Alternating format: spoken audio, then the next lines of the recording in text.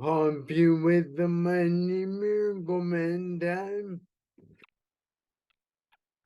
Today, I have a special guest for you, Dr. Scott DeLong. He got his doctorate in leadership studies. Hi, Dr. DeLong. Nice to meet you. Nice to meet you too. I know you sent me a little bit about your background, but would you tell the audience a little bit about you and what you do? Yeah, my name is Scott DeLong. I have a doctorate in leadership studies. I earned that later in life. Actually got my doctorate when I turned 60. Went back to school in my 50s and just really enjoyed it after I was building businesses and all. And started a business called the Lead to Goals, which was kind of like my retirement plan. Lead to Goals started out as a facilitating corporate retreats. So I would go in and work with companies, and a facilitator is different than a consultant, right? A consultant will come in and tell a company what they should be doing, whereas a facilitator believes that the answer is already in the room. And it's my job to get that answer out. So I ask questions and get out of the way, reframe, refocus, and then consolidate some of those things. And we end up with, after 2.5 days, or just a really nice strategic plan for the following year. That led into executive coaching. So some of the CEOs who brought me in for that actually thought I would be helpful in doing some coaching. And why would they want to coach? A coach really can do 3 things for somebody. The first is that they can challenge your assumptions, give you another point of view, right? The second is they might be able to reframe the problem or the issue so that you can see it from a different side. And then the third thing, and this might be the most important, is that a CEO has very few people in their world that can hold them accountable, and a coach will do that for them.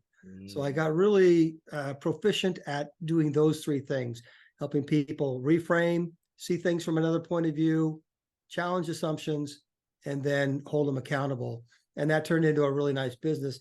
And then I ended up doing coaching but teaching courses within some of their organizations in small groups, 8 to 10 people, where I would teach leadership issues, trust, communications, building teams, emotional intelligence, dealing with conflict. And I found that really, really powerful and rewarding. Getting a small group of diverse people, while they might work for the same company, most of the people come from different departments and they have different goals and different things that they find important. So when we get into these rooms and start having this, what we call a reverse classroom, where the student actually becomes the teacher. I might frame things up and give them something to think about. But when they start sharing from their point of view and their experiences, and other people are actually listening and hearing where they're coming from, it is amazing what happens. Not only the learning happens, so I get another perspective and learn, but these people start collating, become a real team. They start working within each other. So it's just been fun work the last 6-7 years that I've been doing this. It's an emotional high for me. And amazing though, when people actually open up their mind and listen, not just hear. Yeah, someone asked me the other day that question: what is the most important leadership skill that you can have? And that was my answer, was listening. And listening specifically to understand where people are coming from, not just to even hear them, but to hear where they're coming from their point of view. It does several things for you. Understand. Yeah, so listening to understand is part of what we is our process that we call the circle of trust. But listen and understand does 2 things for you. The first that it does is that it gets me more information. I become smarter when I hear someone else's point of view, someone that thinks differently than mine. But more importantly than that, the ability to listen to somebody and let them feel like they're being heard can diffuse almost any situation. part of our conflict resolution process as well. So, and I'm saying I need to listen first before I speak. I need to hear where you're coming from. When I do that, what I notice is that the other person's hostility slows down a little bit. Their shoulders drop and they get into conversation. It doesn't mean that my point of view isn't important. And in fact, in most cases, I will get an opportunity to give my point of view. If I listen to you, you're going to show me that same respect and listen back to me. That doesn't mean we have to agree with each other either. It is okay to not agree with each other, but to truly try to find out where people are coming from, who they are, what makes them tick, why would a reasonable, rational human being think differently than me? Well, they do, right? So why not? Why wouldn't I want to become smarter and make a better connection with somebody? So listening is the most important leadership skill that you can have. I think that's accurate. I mean, so many conflicts can be solved by just listening to understand, not listening just to hear.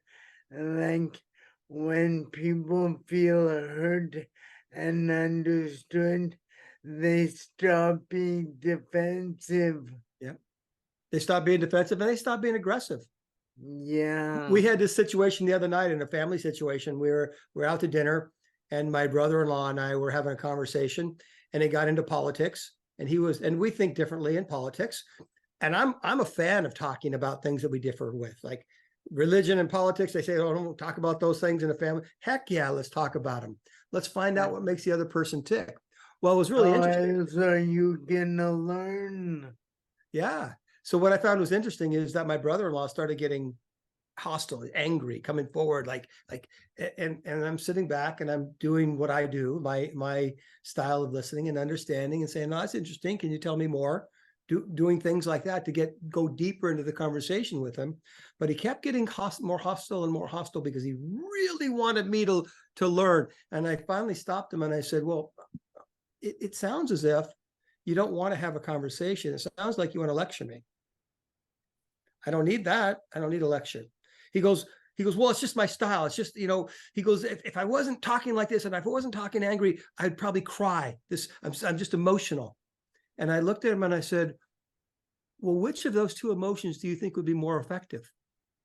If I saw you poking your finger in my chest and yelling at me, or if I saw your humanity and saw you cry? What do you think would work? It just changed the dynamics of the night. It was by getting him to see that. Yeah, it's listen, there's nothing wrong with emotion. I'm glad you have passion. And it's this deep-seating feeling. If I saw that vulnerability, in this case, he said crying, but vulnerability in general, it's going to draw me near. It's going to draw me to you. Whereas if you're being hostile and you're poking your finger in my chest, I'm either going to back off and run away, or I'm going to puff up my own chest and fight you. Neither of those are good. More likely, though. Yeah, I mean, and especially men, right? You poke me in the chest, I'm going to buff up and we're going to go at it. No, that's not a great way. That's not a great way of communicating. It's certainly not dialogue. So it's really interesting that we had that. My wife was sitting next to me, and this was her brother-in-law, her sister's husband, right? And so she turned and she was talking to the other brother that was there. So she didn't have to get involved. But my message is that I was able to get him to see from a different point of view and to calm down and to have a conversation and to let me know and to let him know that, listen, if you're talking to me, you're going to be much more effective when you're vulnerable than when you're angry. So go ahead and show that. That's okay. I don't mind. It's a way to learn. Absolutely. It's a way to learn. I mean, I told you that I went back to school later in life in my 50s, right? Yeah. Because I consider myself a lifelong learner. And that I don't want to be the smartest guy in the room. I want to be the one that soaks up all the information so I can get smarter, so that I can have more knowledge and more, but more than that, so that I can have compassion for another human being and to understand where they're coming from. So that kind of brings us to the next question Okay. of how you got involved in this. It was really it was really an interesting process for me. I grew up as an athlete, and I had really hard-nosed coaches that would tell me what to do, and I would just go do it, or you do run laps or do push-ups or you do whatever. Like if you didn't follow the rules, right? So what I call that is a command and control leadership style. And when I first got out of college, I went to work for command and control leaders too, because that's all there were. That's how the world was, and in many cases still is. It took a combination of three things for me to make some recognitions, because I grew up in that. I became a command and control leader. I became the guy that was modeled to me. Just do it my way. There is a right way. It's my way. It's all those kind of things. And I don't feel like I was arrogant about it, but that's because I wasn't on the receiving end of it. I'm sure the people that were receiving it were thinking that of all this arrogance, and which is something I certainly don't want to be. But there was a combination of three things that happened to me all at about the same time, right about the time I turned 50. The first one is I joined a business group called Entrepreneur Organization. And EO is a group of, and it was all men at the time, a group of men that would get into small groups that we called forums, and they would share. Like they would share story. It was in a safe space where whatever I told you, you couldn't tell anyone else, right? And there'd be 8 to 10 of us, and we'd sit around and we'd talk about things that mattered to us, whether they're business, whether they're family, whether they're personal, whether they're professional, it didn't matter, but the things that mattered to us. And what I learned from EO is that there is a way to hear people. One of the concepts about EO is that you are not allowed to give advice. You could share from your experience, but you can't say what you should do can't give somebody advice. I hated it at first, and then I learned, oh my gosh, that is so powerful. So not only EO, I went back to school. In the grad school program, you sit around in small groups, and the teacher doesn't lecture at you. They give a prompt, and we discuss it. This is where I learned the reverse classroom approach. And it was brilliant, because it's not just one teacher telling you an idea or one book you read talking about an idea, but it's different interpretations of that same idea coming from around the room. And there was so much more powerful than just hearing it from one person. Exactly. And I think that's the way the world is going now, more of a collaborative movement. Yeah, fortunately it is. And then the third thing that happened and this is really the one that made the transformation in my life. It really is. And we had some problems in our family. We had some addiction issues with one of our children so my wife and I went to Al-Anon and Nar-Anon meetings. And at first I was just going to hold her hand and show support for her, thinking she needs this, I don't, I'm pretty solid, I'm good, I'm whatever, until I finally just started opening up to it and realizing this isn't for her, it's for me. And it's there that I came up with what I call the principles that I use for what I call principled leadership. Now, these aren't principles that you'd normally think of in leadership, but they're ones that I found are powerful, and they will create people that will want to follow me. And I've been working on them. I've been practicing. Haven't mastered them all yet, but I'm working on them. And here's what they are: humility, empathy, and vulnerability. Practicing those three principles has made me a better human being, therefore a better leader. Absolutely. So that's how I got into the philosophy of this leadership. But I just started, after I sold my last company, I started wanting to give back, which is, old people tend to want to give back to younger people. And so I started doing the coaching thing and the retreats thing. And it's been a brilliant career profession for me. It's one that I'll do the rest of my life. I will never retire. I will never retire. Now, I'm not going to work 80 hours a week like I used to, but I get to be in a room with really smart people, make them feel welcome, listen to their ideas, and I learn and grow at the same time that they're learning and growing. So it's a great profession. So let's be clear on what exactly retirement is. I don't think of it as the stop work all together. And I think of it as you do what you want to do and live life. For me, that's helping people. So I'm basically already retired, and you sound like you enjoy what you do as well. So much I do. And it's not just all charging people for my work as well. Like just this morning, I spent several hours at a nonprofit that I work with, and we were working on a strategic plan, and I'm doing a series of meetings with it.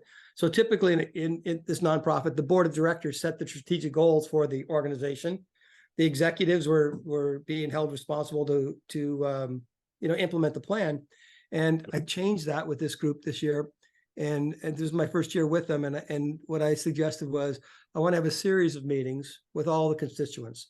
So today we sat with a small group of staff, tomorrow with donors and volunteers, next week with a group of board members, a select group of board members, and then the following week, the leadership of the organization.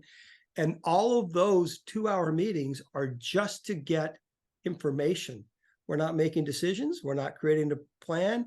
We're getting the information, because now we have to go back in the beginning of January and formulate the plan with the committee that's going to be doing that. So when I left today, the staff members that were there, like, thanked me for allowing me to participate. It was like, I'm so glad you're doing it. It was just like, it just filled my heart, right? That these people felt that their voice mattered. And it does, right? They know what's going on. They know, they do the work every day. Why not listen to them? Why not listen to the donors who are doing the funding? Why not listen to the volunteers? Why not listen to the leadership? And then rather than sitting up here high on the board, making decisions on what they should do. It's just a much better process and much more rewarding, and we'll end up with a better outcome than we would have otherwise. I think that's kind of what I think of as a reverse CEO mindset. You're servant leadership. You get down in the trenches with all the worker bees, or whenever you want to call them, and become like them to help them and help you understand. Well, and not just to help them, but to make better decisions. So if you look at a typical business organization, the top of the ladder is the CEO, and the bottom of the ladder, let's call it the janitor, right? Who knows what broom we should be ordering? The CEO or the janitor, right? Why should I make decisions? Why should I make decisions when this person knows better what tools they need or what resources they need, rather than me dictating to them what they should be using because this is the best one on the market? Well, if it doesn't work for him or her, it doesn't do a bit of good. It's a wrong tool, right? So in listening to people from all levels of the organization to help make the decision, not only gets you better decision, but it helps you get buy-in from everybody as well. They participated in the decisions. They are going to not just comply with my recommendations, they are going to fully be in. They're going to commit to the process because they were part of the process. Exactly. So this is all part of what I call principled leadership. It's what I challenge my coaching clients on all the time. These people are generally used to being the smartest person in the room, the boss, the one everyone defers to.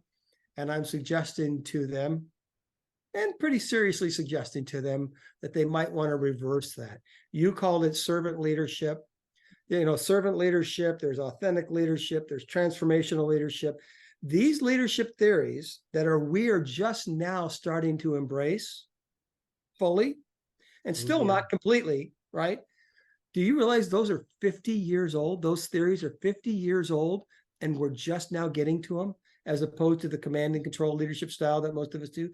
50 years we've been talking about servant leadership.